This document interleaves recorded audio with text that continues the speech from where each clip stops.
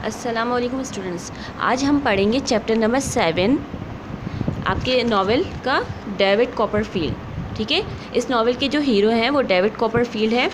उसका बस इस नावल में यही बताया गया है कि डेविड ने अपनी लाइफ में कितने अप्स एंड डाउन देखे, इतनी डिफ़िकल्टीज़ इसको हर्डल्स जो है फेस करने पड़े अपनी लाइफ में, स्पेशली अपने चाइल्डहुड में, मींस अपने बचपन में। आज हम चैप्टर नंबर 7 जो है इसका नाम है a birthday I shell never forget.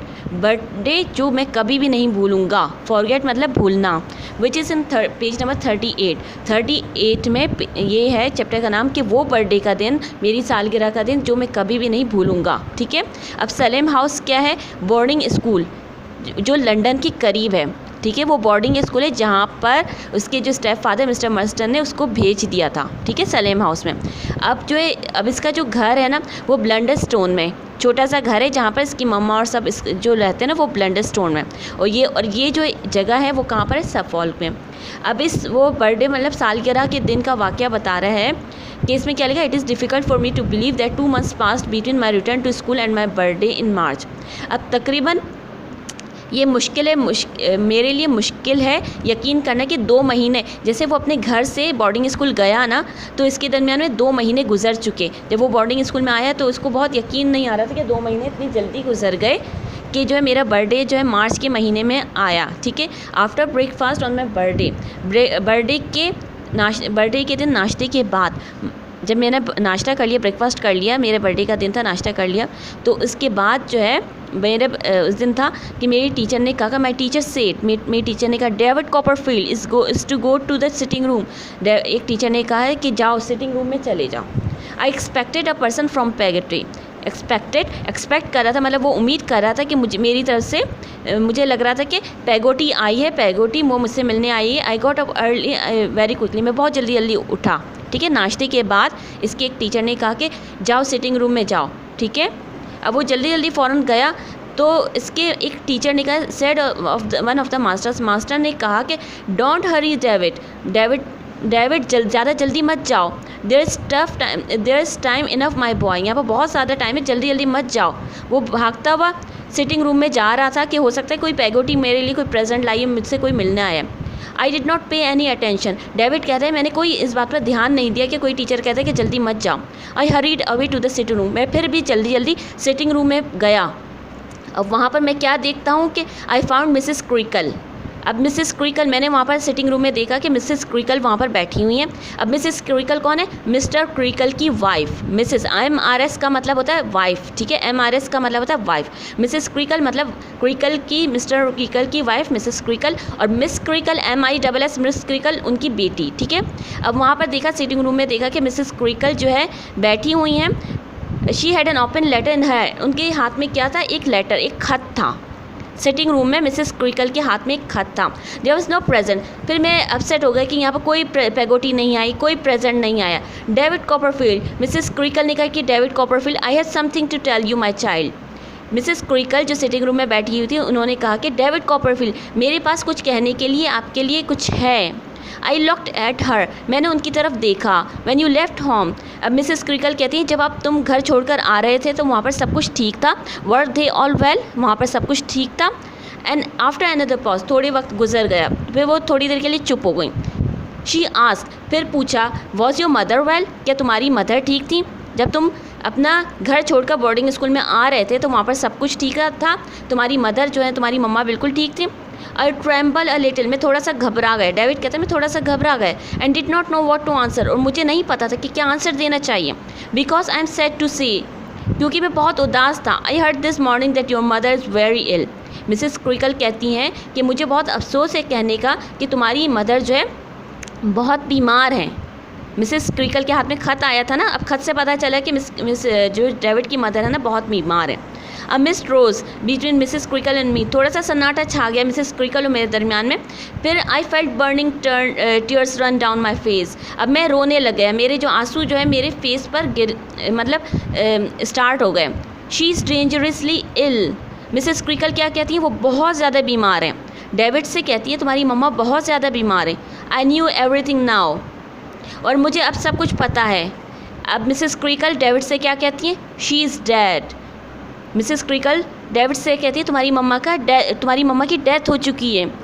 अब डेविड जो है, there was no need to tell me, I had already broken out into desolate cry and felt an orphan in the wide world. अब David को ऐसा feel हुआ कि पूरी दुनिया में वो अकेला रह गया है, और वो एक ऑर्फन चाइल्ड है, ना उसके मम्मा है ना पापा हैं। एक ऑर्फन मतलब एक यतीम चाइल्ड है, ठीक है। अब उसको तो पता चल गया कि इसकी मम्मा की डेथ हो गई। डेविड जो है बहुत रोने लगे और बहुत ज़्यादा डिसोलेट फील कर रहा था, मतलब दुनिया में तन्हा फील कर रहा था। इन पेज नंबर 39 में Mrs Creakle was very kind to me. उस दिन जो है मिसेस क्रिकल ने उसके साथ बहुत ज़्यादा ख्याल किया डेविड का। She kept me with her all the day. अब उन्होंने पूरा दिन डेविड को अपने साथ रखा। आई क्राइड, और वो बहुत ज़्यादा रोता रहा David. And was tired out, वो रो कर थक गया। फिर वो सोने चला गया। आई वांट टू स्लीप, वो सोने चला। व्हेन आई वो, अब जब वो उठा फिर भी दोबारा से रोने लग गया। अब ज़ाहिर सी बात है इसकी मम्मा की डेथ हो गई थी, वो बोर्डिंग स्कूल में था। I left school the following afternoon to go home to the funeral. अब मैं अगले दिन जो है अपना घर छोड़ा ताकि मैं फ्यूनरल में मतलब जनाजे में मतलब हाजिर हो जाऊँ, ठीक है। व्हेन आई रीच्ड होम, जैसे ही मैं अपने घर पर पहुंचा, I jump down ran to the Peggotty's arm. मैंने छलांग मारी और भागता हुआ पेगोटी के गले लग गया और रोने लग गया। She was waiting for me and took me inside. वो पेगोटी मेरा वेट कर रही थी और मुझे अंदर ले गई। She burst into tears. अब पेगोटी भी रोने लग गई at first but soon control herself, लेकिन फिर उन्होंने अपने आप को कंट्रोल कर लिया पेगोटी ने। She began to see in whispers and to walk softly. She had no been to bed for a long time, she told me. अब उसने कहा कि तुम्हारी मम्मा काफ़ी अरसे से सोई भी नहीं थी। पेगोटी के साथ ही ना, इसकी मम्मा तो पेगोटी के साथ ही, पेगोटी कौन होती है? नौकरानी होती है, ठीक है। I remember everything about the funeral. अब मुझे डेविड कहते हैं मुझे उस जनाजे का हर लम्हा याद है। We stood around the grave में, हम कबर के करीब खड़े हुए थे। The day seem different to me from every other day. अब वो दिन मेरी ज़िंदगी के दूसरे दिनों से बिल्कुल मुख्तलिफ था, क्योंकि इसकी मम्मा की उस दिन डेथ हो गई थी। The light seemed a different sadder colour, और हर लाइट जो है मुझे उदास सी लग रही थी, हर कलर जो है हल्का हल्का सा पड़ रहा था। आई हर्ड सब्स एंड सॉब्स, और मैं रोने की आवाज़ें चारों तरफ से सुनाई दे रही थी। और पेगोटी जो हमारी वफ़ादार नौकरानी थी, the person I love best in the world, वो पेगोटी जिससे मैं दुनिया में सबसे ज़्यादा मोहब्बत करता था। अब ये तो यहाँ पर तो हो गई इसकी मम्मा की डेथ, ठीक है। अब क्या हुआ? Then it was over, we came away, we went back to the house. अब वो फ्यूनरल मतलब उसकी मम्मा को दफना कर तो आ गए, अब वो वापस अपने घर गए। I asked to be allowed to go to my room, मैंने कहा कि मुझे अपने रूम में जाना है। I knew that Peggotty would come, मुझे पता था कि पेगोटी आएंगी, और वो मेरे पास बैठी रहीं, ठीक है। अब शी वॉज नेवर स्ट्रॉन्ग, पेगोटी ने उसकी मम्मा के बारे में कहा डेविड से कि तुम्हारी मम्मा स्ट्रॉन्ग नहीं थी, ताकतवर नहीं थी। जब बेबी, उनका छोटा सा बेबी हुआ ना, तो वो बीमार पड़ गई, वो कमज़ोर हो गई और वो बहुत ज़्यादा खौफज़दा रहती थी, ठीक है। अब she knew she was dying, और उनको पता था कि वो मरने वाली हैं। आई स्टेड विद हर, पेगोटी ने कहा कि पूरा रात जो है मैं उनके साथ रही। और पेगोटी कहती है डेविड से कि तुम्हारी मम्मा ने मेरे कंधे पर ही सर रखकर मतलब उनकी डेथ हुई, ठीक है। अब यहाँ पर तो इस चैप्टर में तो इसकी डेथ हो गई, और ये इस वजह से चैप्टर का नाम रखा है कि वो बर्थडे का दिन जो मैं कभी नहीं भूल सकता, क्योंकि उस दिन जो है डेविड को पता चला कि लेटर आया था, उस दिन उसकी मम्मा की डेथ हो गई थी, ठीक है। अब now comes towards the work. अब जैसे तो आपको पता ही है, आपको टाइटल पेज बनाना है चैप्टर नंबर 7 का, ये तो आपको पता ही है, ठीक है। अब यहाँ पर क्या लिखा हुआ है कि आपको डायलॉग्स लिखने। David Copperfield is to go to the sitting room. अब ये डायलॉग्स आर गिवन। अब आपको ये बताना है कि डायलॉग किसने किसको कहा। टीचर ने डेविड से कहा था। अब teacher, there enough time, enough मतलब काफ़ी टाइम है मेरे बच्चे, तो एक मास्टर ने डेविड से कहा था। शी वॉज नेवर स्ट्रॉन्ग, ये किसने कहा था? पेगोटी ने डेविड से कहा था, ठीक है। अब जो है क्वेश्चन है,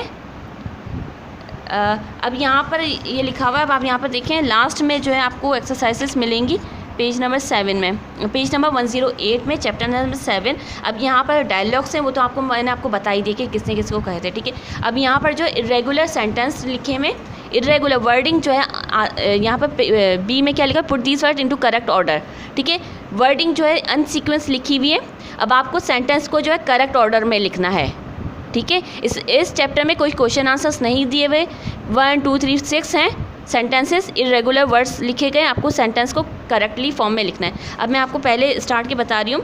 पहला क्या लिखा हुआ है? Was to David go sitting to room to the, ठीक है। इसका आंसर ये होगा कि David was to go to the sitting room. Second का आंसर होगा सेंटेंस जो है सीक्वेंस सेंटेंस, आपको बात समझ में आ रही है ना? Mrs Creakle had a letter in her hand, ठीक है। सीक्वेंस सेंटेंस को सीक्वेंस में लिखना है। अब ये थर्ड वाला आप खुद ही कर लीजिए, ठीक है। अब अच्छे से इन पेज नंबर 109 में अब आपको ये मतलब थर्ड वाला आप खुद ही करें, 2 जो है मैंने आपको बता दिए। Thank you.